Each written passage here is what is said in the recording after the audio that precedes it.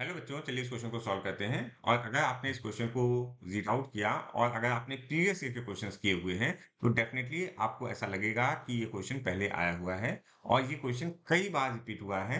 और अगर आप स्पेसिफिकली पूछने की कोशिश करेंगे तो ये क्वेश्चन 1991 में सिमिलर क्वेश्चन आया था। वहां पर कुछ डेटा चेंज थे, अदरवाइज बिल्कुल सिमिलर क्वेश्चन था। तो इस क्वेश्चन को रीड आउट करते हैं और सॉल्व करने की कोशिश करते हैं। क्वेश्चन बोला है a uniform bar of length 12 centimeter and mass 20 m lies on a smooth horizontal table.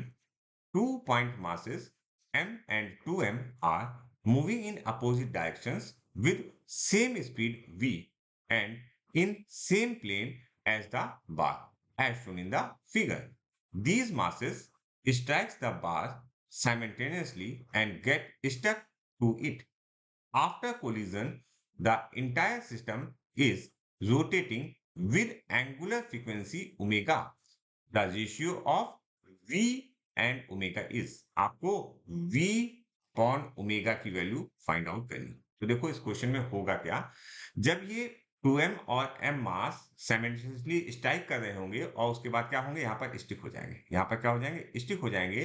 तो उस केस में ये जो हमारी रॉड है या हमारा जो बार है वो एक एंगुलर स्पीड ओमेगा से रोटेट करने लगेगा। तो हमें v अपॉन ओमेगा की वैल्यू फाइंड आउट करनी है। तो सबसे पहले आप यहाँ पर ये बात को समझने की कोशिश करो कि इस केस में एक्सटर्नल टॉर्क कोई नहीं होगा, या आप ऐसे भी कह सकते हो कि torque net is equal to zero. अच्छा, अगर हमारे पास टॉर्क नेट जीरो होगा तो हम कह सकते हैं कि हमारा एंगुलर मोमेंटम कंजर्व होगा। तो एंगुलर मोमेंटम कंजर्व होने का मतलब initial angular momentum L I, angular momentum को हम एल से डिनोट करते हैं, तो L initial is equal to L final. अच्छा, एल का क्या फॉर्मूला होता है, ठीक है, एंगुलर मोमेंटम का फॉर्मूला। देखो एंगुलर मोमेंटम का जो हमें फॉर्मूला यहाँ पर यूज करना है, that is L is equal to M R cross V. एक फॉर्मूला तो ये होगा, और दूसरा फॉर्मूला जो हम रॉड के लिए यूज कर रहे होंगे, L is equal to I omega. ये दो फॉर्मूले हमको यूज करने पड़ेंगे। ओके, तो सबसे पहले इनिशियल जो हमारा एंगुलर मोमेंटम होगा वो दो वजह से होगा, दैट इज 2m की वजह से होगा और m की वजह से होगा। ठीक है, तो समझने की कोशिश करते हैं। लेट मैंने कहा इस पॉइंट के अबाउट वो रोटेट होगा, इस पॉइंट के अबाउट रोटेट होगा, ठीक है, ओमेगा। तो यहाँ पर मैंने कहा ये आ रहा था और ये इसका डायरेक्शन था वेलोसिटी का, ये वेलोसिटी का डायरेक्शन है, ठीक है। और आर का डायरेक्शन क्या होगा, अगर आप समझने की कोशिश करो तो आर आर का डायरेक्शन इस डायरेक्शन में होगा। तो यहाँ पर वी और आर जो है वो आपस में कैसे हैं, 90 डिग्री पर। इसी तरह से अगर हम लेफ्ट साइड वाला देखने की कोशिश करें तो अगेन आर का डायरेक्शन इस समय इधर होगा और हमारा वी का डायरेक्शन इधर होगा। तो इन दोनों केसेस में जो वी और आर है वो क्या है, 90 डिग्री पर है। तो साइन 90 की वैल्यू क्या होगी, 1 होगी। तो हम इसको M R V cross V को एम आर वी भी लिख सकते हैं इस पर्टिकुलर केस में। तो हम डायरेक्टली लिखने की कोशिश करेंगे। यहाँ पर देखिएगा, सबसे पहले 2m के लिए लिखता हूं मैं, 2m, ये तो मास हो गया, ठीक है। आर की वैल्यू कितनी है, आर की वैल्यू अगर आप यहाँ पर ध्यान से देखो तो ये दी है 2 सेंटीमीटर, ठीक है। मैं इसको थोड़ा सा इरेज कर देता हूँ, अदरवाइज मे भी आपको थोड़ा सा डाउट हो जाए, ठीक है। और मैं इसको थोड़ा सा ऐसे बना देता हूँ, ओके। ये तो ये है 2 सेंटीमीटर। तो 2m, ठीक है, multiplied by 2, okay, and multiplied by v। बात क्लियर हो गई। प्लस इसका मास m का, तो मास m के लिए हमने क्या लिखा, m, ठीक है। r की वैल्यू कितनी है, 4 है, ठीक है। और v की वैल्यू कितनी है, v है, ठीक है। इज इक्वल टू, अब देखो अब यहाँ पर क्या होने वाला है, बहुत ध्यान से देखो क्या हुआ कि ये जो रॉड है, ठीक है, वो इस पॉइंट के अबाउट ओमेगा से घूम रही है। साथ साथ इस रॉड पर ये 2m वाला मास और ये m वाला मास क्या हो गया है, स्टिक हो गए।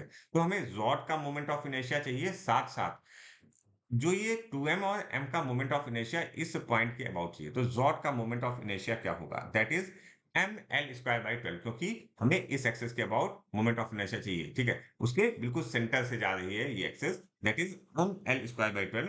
तो m की वैल्यू क्या है, सिंपली हमने वैल्यूज को रख रहे हैं।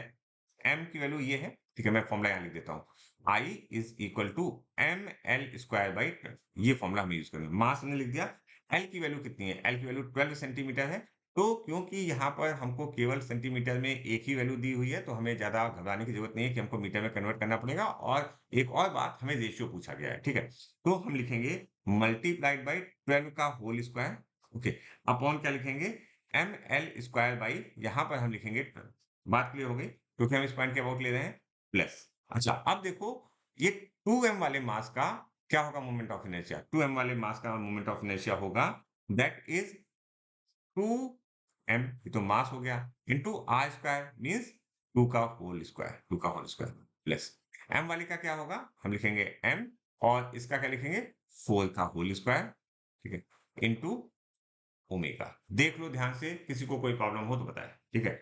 इन मासेस को हम अलग से ट्रीट करेंगे इवन दो ये इससे स्टिक हो गए। अब हम क्या करें, सिंपली इसको सॉल्व कर देंगे तो हमारा आंसर आ जाएगा। तो सॉल्व करते हैं, देखिए ये हुआ 4, इधर ये 4 हुआ और इधर भी 4 हुआ, तो मतलब ये हुआ 8 of M V, 8 of M V, ठीक है, इज इक्वल टू, अब यहाँ पर देखिए ये 12 और ये वाला 12 कैंसिल आउट हो जाएगा, तो यहाँ पर जो वैल्यू होगी दैट इज 240, क्या 12 2 जा, हाँ ठीक है 24, 240 ये वैल्यू आ गई। ओके, यहाँ पर देखो ये 4 हो गया, ठीक है, 4 टू जा 8 हो गया और ये 8 और 8 और प्लस ये 8 देख लीजिए, मैं यहाँ पर लिख देता हूँ 2 टू जा 4, 4 टू जा 8 m, तो ये वैल्यू हो गई और ये हो गई 16, 4 4 जा 16 m, ये वैल्यू हो गई, ठीक है।